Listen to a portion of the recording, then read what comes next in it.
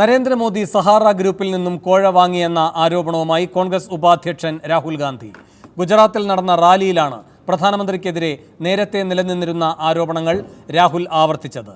ആദായനികുതി വകുപ്പിന്റെ കൈവശം വ്യക്തമായ തെളിവുണ്ടായിട്ടും ഒരു നടപടിയും സ്വീകരിച്ചില്ലെന്നും രാഹുൽ ഗാന്ധി ആരോപിച്ചു.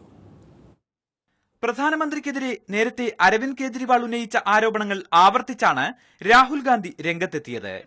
ഗുജറാത്ത് മുഖ്യമന്ത്രിയായിരിക്കെ ആദിത്യ ബിർല ഗ്രൂപ്പിൽ നിന്നും സഹാറയിൽ നിന്നും നരേന്ദ്രമോദി കള്ളപ്പണം വാങ്ങിയ കണക്കുകളും രാഹുൽ ഗാന്ധി പുറത്തുവിട്ടു.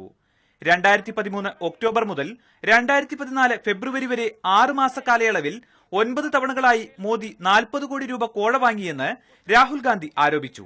6 महीने में 9 बार सहारा के लोगों ने अपनी डायरी में लिखा है कि हमने नरेंद्र मोदी जी को पैसा दिया है.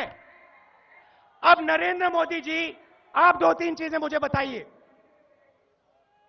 ये जो रिकॉर्ड है सहारा का 2.5 साल से इनकम टैक्स डिपार्टमेंट के पास है. ആദായനികുതി വകുപ്പും സിബിഐയും ആദിത്യ ബിർല, സഹാറ എന്നിവിടങ്ങളിൽ നടത്തിയ പരിശോധനയിലാണ് രാഷ്ട്രീയ നേതാക്കൾക്ക് വൻതോതിൽ കൈമാറിയിട്ടുള്ള പണത്തിന്റെ വിവരങ്ങളടങ്ങിയ രേഖ കണ്ടെടുത്തത്.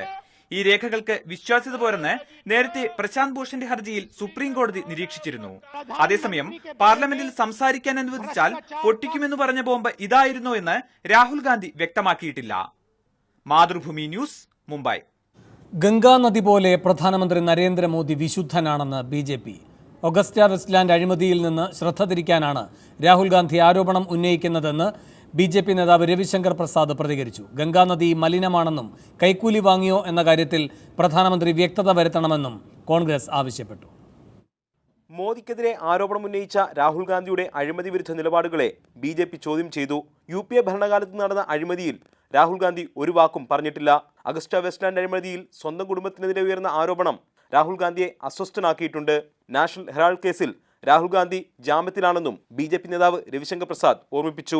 രാഹുൽ ഉന്നയിച്ച ആരോപണം ജനങ്ങൾ വിശ്വസിക്കാൻ പോകുന്നില്ലെന്നും രവിശങ്കർ പ്രസാദ് അവകാശപ്പെട്ടു.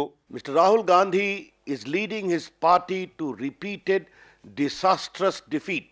The people of the country are not trusting him.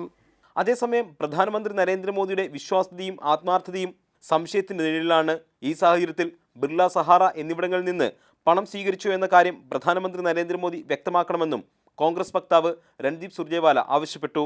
Mathrubhumi news, Delhi. വെളിപ്പെടുത്തി വില കളഞ്ഞോ എന്നാണ് സൂപ്പർ പ്രൈം ടൈം ചർച്ച ചെയ്യുന്നത്. ഈ വിഷയത്തിൽ പ്രതികരിക്കാൻ കോൺഗ്രസ് വക്താവും മുൻ MLA-യുമായ PC വിഷ്ണുനാഥ്, CPM നേതാവും മുൻ MP-യുമായ P രാജീവ്, BJP സംസ്ഥാന vice president George Kurian, Aam Aadmi party സംസ്ഥാന കൺവീനർ CR നീലകണ്ഠൻ എന്നിവർ.